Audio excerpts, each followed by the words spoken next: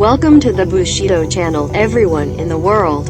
This channel is an eccentric channel that analyzes world-famous paintings with the spirits of Bushido and Yamato Damashi. The one and only country in the world that boasts a history of thousands of years, no, tens of thousands of years. Please enjoy until the end. Now, Japanese intellectuals have changed to Western thinking. I'm biased towards Western thinking. They downplay the ancient Japanese way of thinking. It is unfortunate. I am an old man living in the countryside of Japan, but I own Bushido and Yamato Damashi without being conscious of it. To be precise, I recently noticed that the support of my heart is Bushido and Yamato Damashi. When I saw the world's masterpieces in that spirit, I made a big discovery that art historians and art critics would not notice. This video is the second installment following the analysis of Leonardo da Vinci's The Last Supper. If you find this video interesting, please share it with your friends. Then convey the praise to Japanese intellectuals and awaken them who have forgotten the spirit of Bushido.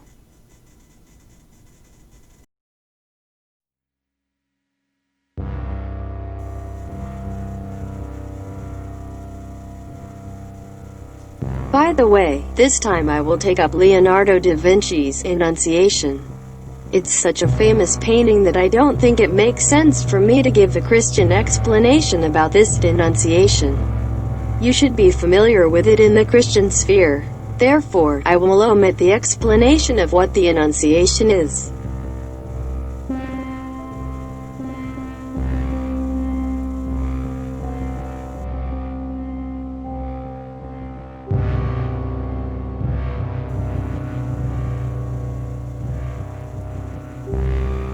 I only see this painting purely in the Bushido spirit.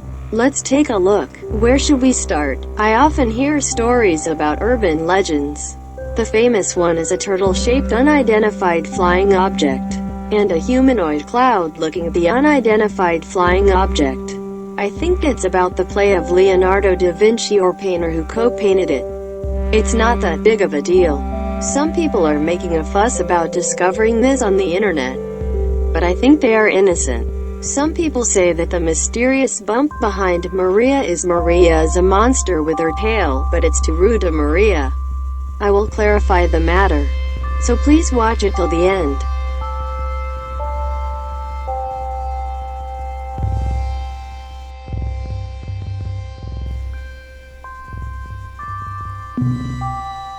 I forgot one. This foot at the bottom right of the Bible stand is the basis for saying that Maria is a monster.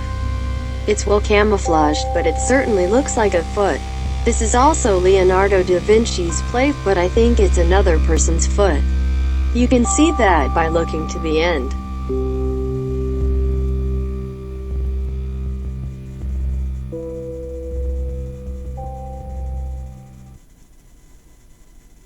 Well, here is my analysis. As always, let's look at it as it is, in the spirit of Bushido. Also forget that this picture is the Annunciation. Forget that it was painted by Leonardo da Vinci. The first thing I noticed was the tree in the background. It looks like a conifer. It is planted at regular intervals. Take a good look at the tree. Did you notice anything? Let's take a look for a while.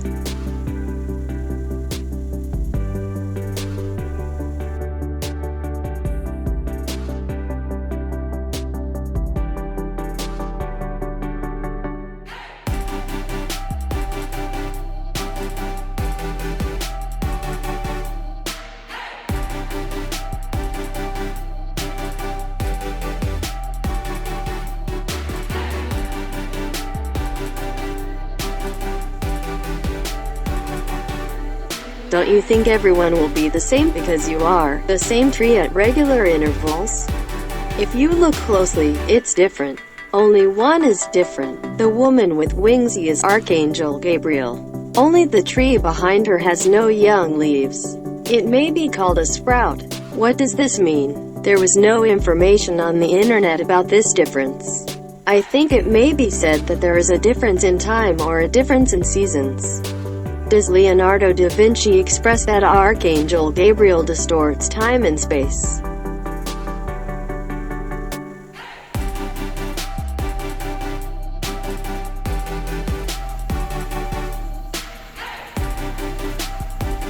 If you look at other trees from that perspective, the same thing can be said for this tree. It's a mysterious tree. It seems that the plate was skewered. See also this tree.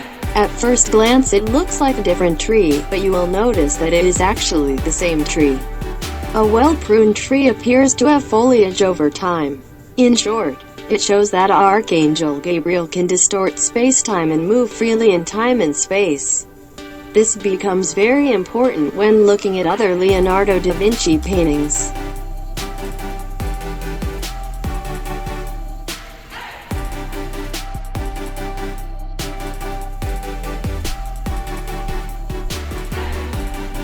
Well, this is just the beginning. How far do you see Archangel Gabriel and Maria from the point of view of this Annunciation? You feel it in the same position.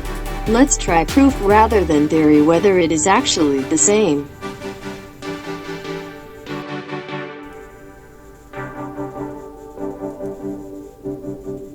How is it? Maria's face is small. I understand that she is young and has individual differences, but she still seems to be too small. So how good is it? I think this is appropriate. How is it? Let's return it to its original position with this face size.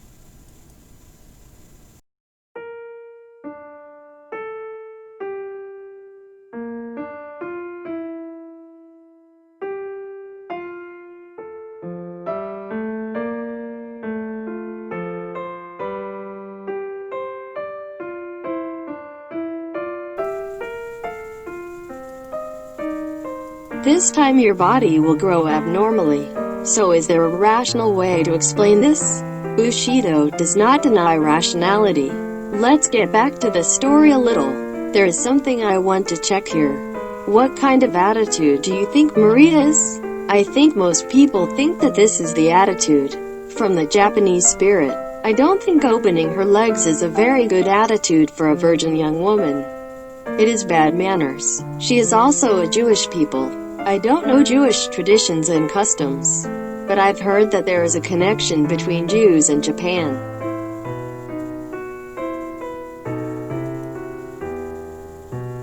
Here I would like to suggest to you, as I mentioned earlier, the hump on the back is a tail, but I think the content I'm going to introduce may be forgiven. Let me introduce you. Actually, I think I was closing my legs like this.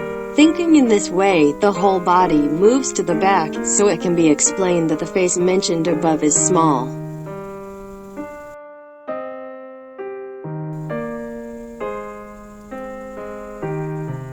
What do you think of my idea? Do you think I'm crazy? If I have forgiven one mysterious hump of Maria for 500 years, my idea should be forgiven. Isn't it just that no one noticed? As long as the toes are not drawn, everything is in the darkness of Maria's skirt. Sometimes the true light can be seen in the darkness. Freedom can be accompanied by darkness.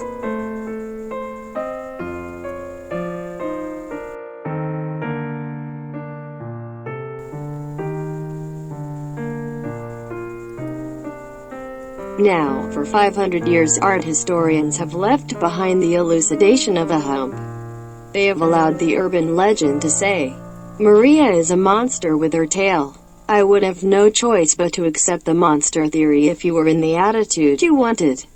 But I have the opinion that Maria's legs were closed. Then, you should explain the mysterious bump and the other bump, 2 bumps in total. I can't explain if it's a single bump, but if there are 2, I can explain.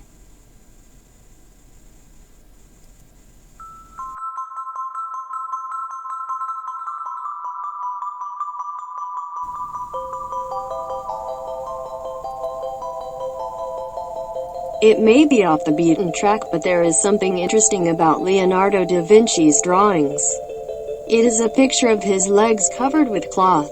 This drawing is reminiscent of Maria's knees in her conception. Notice. I would like you to see the case of superimposing normally in the reversal of Leonardo da Vinci's specialty, which is superimposed on that mysterious bump behind.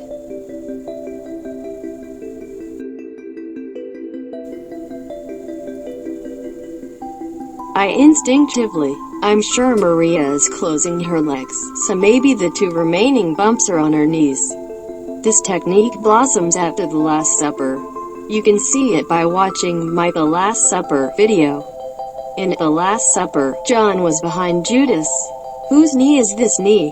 When viewed in the Last Supper mystery-solving technique, there must be another painting by Leonardo da Vinci on this knee. That's right, at the time of the Last Supper, Battle of Anghiari was the key to solving the mystery. The picture will be introduced later. When I deciphered the mystery of this knee, I was crazy and desperately looking for a picture that fits this knee. Let's take a break and introduce one thing I was looking for at that time. It is meaningful to express it as a thing, because it was a sculpture. It's a funny story now. You can laugh. It is a sculpture of Zeus.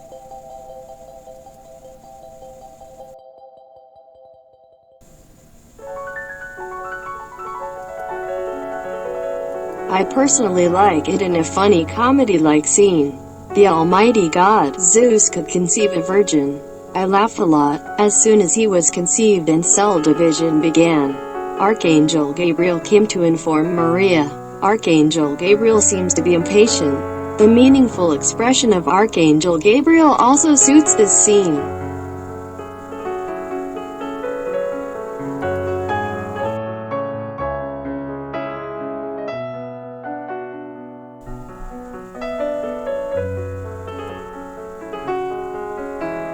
I will return to the story. We must remember what the equation was to solve the mystery of Leonardo da Vinci's paintings. Remember to use his paintings to solve the mystery of his paintings. Now, we have to find a picture that catalyzes Leonardo da Vinci. And I finally found it.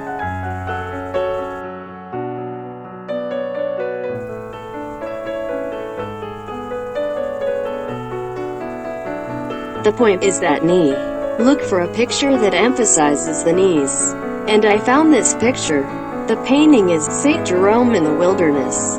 To tell the truth, I didn't know much about this painting. When I found this painting, I thought that the time when Leonardo da Vinci drew this painting was different from the Annunciation. So I thought it was drawn at a different time. When I looked it up, I was surprised to find that it was drawn at the same time.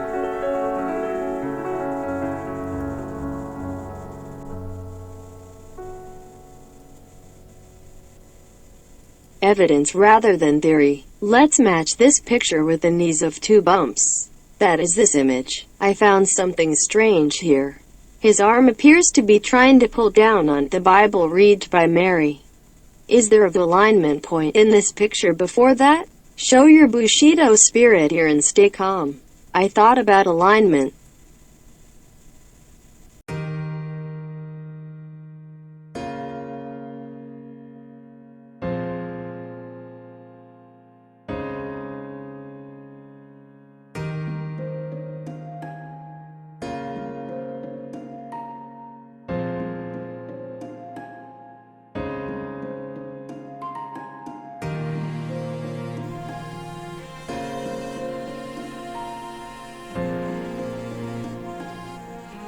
The alignment this time is not so difficult. Once you've roughly kneeled, align the entrance wall of the room behind Maria with what appears to be a rock behind street. Jerome in the Wilderness. Align the blue part of St. Jerome's chest with the line of Maria's waistcloth and align Maria's left arm with the collarbone of St. Jerome. It's not as elaborate and meticulous as the Last Supper and Battle of Anghiari. Rather, I think it is correct to think that the evolution of this idea led to the idea of the Last Supper alignment.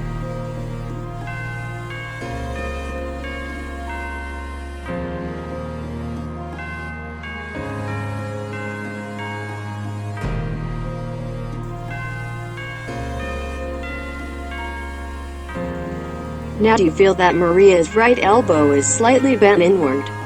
It seems that art historians call this the immaturity of Leonardo da Vinci's technique. I think it's a terrible mistake. It is obvious if you synthesize Saint Jerome according to the alignment instructions and overlay Maria on it.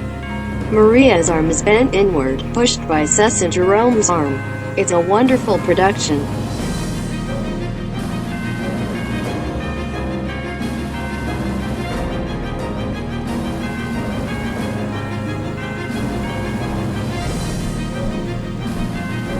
By the way, Saint Jerome in the wilderness was derived from Maria's attitude. As I mentioned earlier, what is the point of trying to overthrow this Saint Jerome Bible stand? This is a very interesting subject, but I dare not consider it. If you know it, please consider it now. If you don't know, check it out on Wikipedia. He is a saint. He is a great man who has made great achievements in the Bible. Why is he trying to defeat the Bible stand?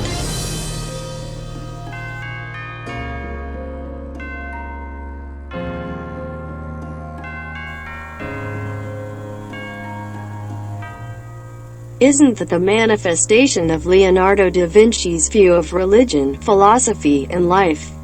I would like you to consider it based on the idea of Leonardo da Vinci. My role seems to be just to open the mysterious heavy door of 500 years.